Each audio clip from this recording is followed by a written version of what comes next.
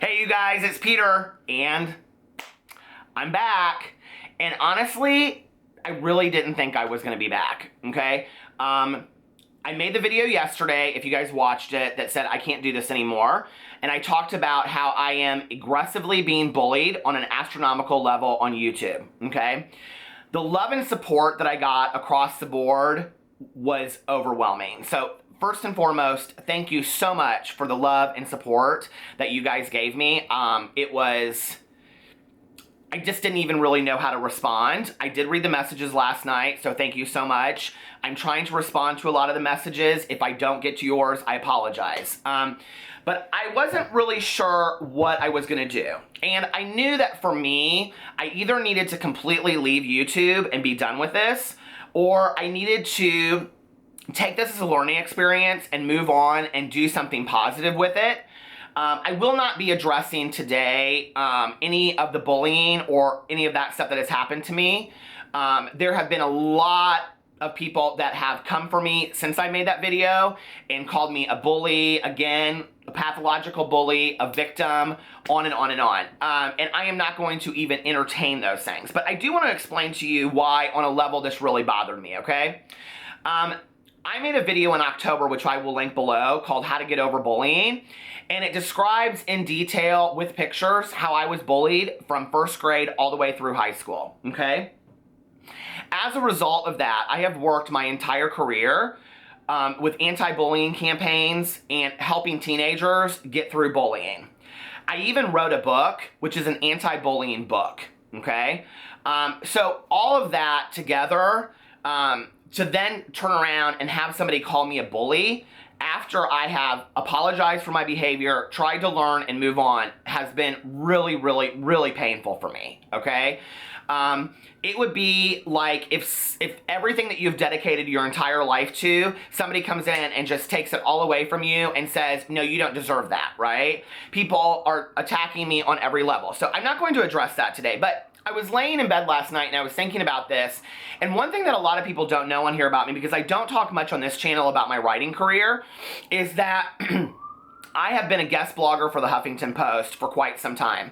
And several years ago, I wrote a blog post about a teenager named Leila Alcorn, who was a transgender teenager who suicided. And the article, here she is. And the article that I wrote was called Smiles for Leila Alcorn, who asked us to fix society, please. And so I just wanted to read a little bit of this to you so you guys could hear in my voice who I am as a person, okay? And then I want to explain to you what to do if you're being cyberbullied and how to handle that situation in the future. And I also want to talk to you about why I have decided to keep my channel, okay? As I was scrolling through Facebook today, I came upon a post about the suicide of 17-year-old transgender teen, Leila Alcorn. After reading the article, which included the suicide note she posted on Tumblr, I went to her Tumblr page and read both the notes she left and continued to scroll through the many posts and pictures she had reblogged. While there were many pictures indicating desperation, there were also pictures of Asian pop idols and anime. I smiled to myself thinking about this young girl sitting at a computer in her room, sharing pictures she related to and felt spoke of her true self. That smile was instantly shaken as I began crying, almost uncontrollably. Another teenager lost. Another useless death. Throughout the day, I just couldn't shake my thoughts about Leila. It wasn't that I was just sad about a teen's suicide. I was almost consumed with thinking about her life and what led to those last moments. Moments I had often felt in my own life.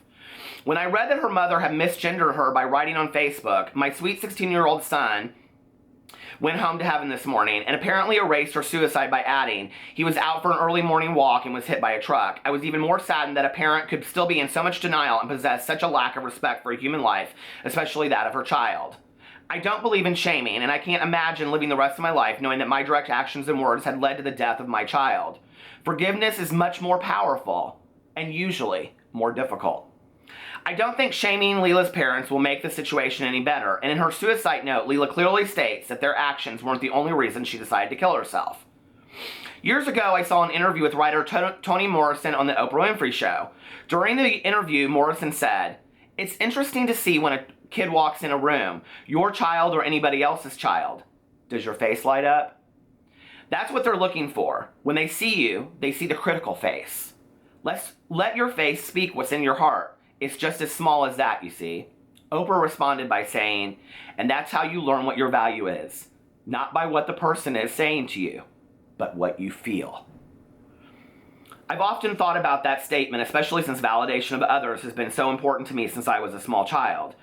Last year, I made a conscious effort at attempting to smile at people on a regular basis in the store, at the bank, when my clients walk into their appointments, at family members, at my friends, and especially at my husband. I've been absolutely amazed how few people smile back or even acknowledge me. My intention behind smiling more often wasn't only to see people's reactions, but to meet people where they are with a smile and a little bit of happiness. When we see strangers, and even people we know, we have no idea what they might be dealing with or what might be troubling their heart. Maybe the power of a smile or just someone looking at them with happiness in their eyes might affect them positively. To Kill a Mockingbird is my all-time favorite book and movie. In fact, when I was writing my book, The Before, Now, and After Then, I referenced To Kill a Mockingbird several times to draw a parallel between the father Atticus Finch and the parents in my book, who are compassionate and accepting of their gay son. In To Kill a Mockingbird, Atticus passes on this piece of wisdom to his daughter Scout. You never really understand a person, Scout, until you consider things from his point of view, until you climb into his skin and walk around in it. Why is that so difficult for us to comprehend?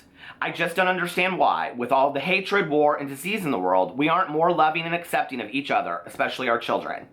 It doesn't matter if someone is cis or trans, gay or straight, black or white, rich or poor. Really, it doesn't matter. And that should be the lesson we learn from Leila Alcorn. Life is really, really short. Live with intention. Be a kinder person. Make every day matter. Smile at someone. Make their world just a little bit better, not a whole lot worse. It's very, very simple. In her suicide note, Leila issued the following request. Please, fix society, please.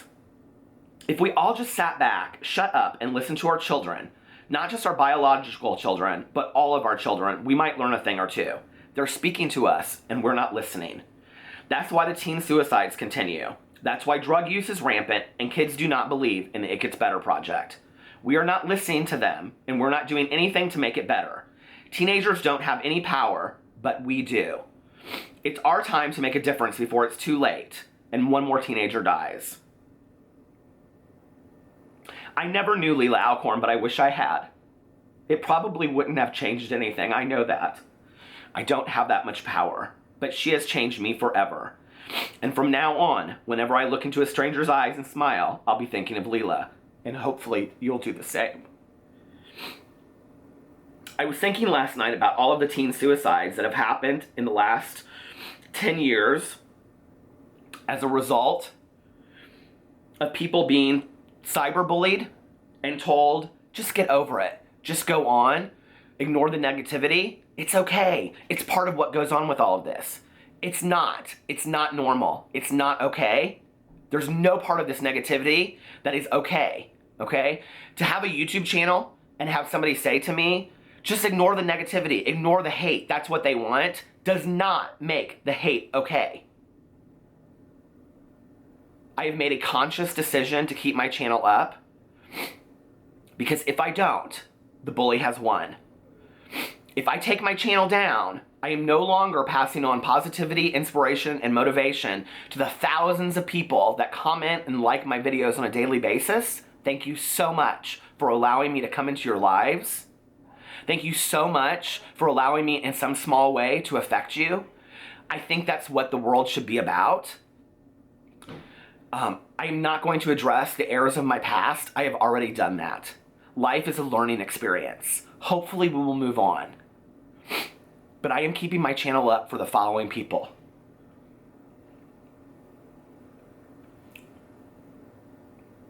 Dawn Marie Wesley, who at age 14 in 2000, Canadian high school student who died of suicide by hanging due to bullying. She was a student who committed suicide after allegedly experiencing a cycle of bullying and psychological abuse and verbal threats from 3 female bullies at her high school. Nicole Ann Raphael, age 15 in 2001, who died by suicide via an overdose due to bullying. Ryan Patrick Halligan, age 13, An American student from Essex Junction, Vermont, who died by suicide at the age of 13 after allegedly being bullied by his classmates in person and online. Megan Meyer, age 13 in 2006, an American teenager from Missouri who died of suicide by hanging 3 weeks after her 14th birthday, being cyberbullied on social networking and MySpace. Phoebe Prince, age 15 in 2010, American high school student who died of suicide by hanging, followed school bullying after cyberbullying.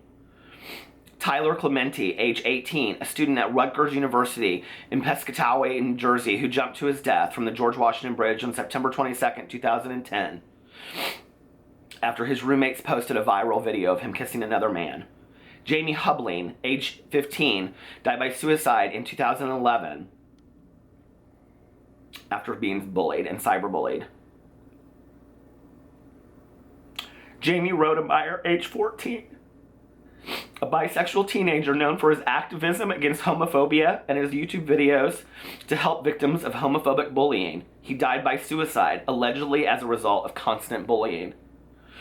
Audrey Pott, age 15, suicide by hanging on September 12th.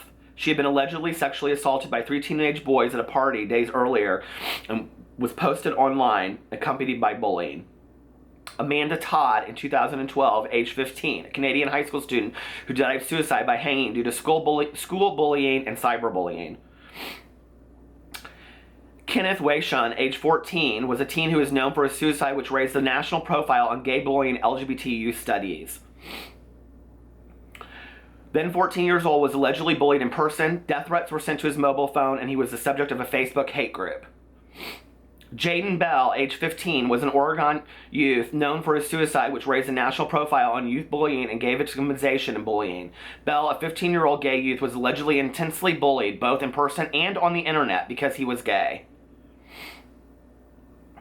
Emily Olsen, age 13, Fairfield, Ohio, adopted from Southeast Asia, was ridiculed for wearing cowboy boots and camouflage clothing to school and called gay, saying that she wouldn't be country because she was Asian. And Alyssa Morgan, in 2015, killed herself by hanging at age 12 after being bullied. The bullying apparently got worse after she came out as bisexual. This cannot continue. I do not allow to happen on my channel. I refuse to be part of it. And if I'm going to continue my channel, I'm going to do it for these children. And for any child that is thinking that they cannot continue to live because of the cyberbullying and that people are telling them that you're a victim, that you need to just get over it, that it's okay, that you just need to deal with the negativity and the hate, that it's all part of it. It is not okay to have that hate directed towards you. And any person that puts that out there into the universe, and any person that is part of that, is not a compassionate, thinking, feeling, emotional human being.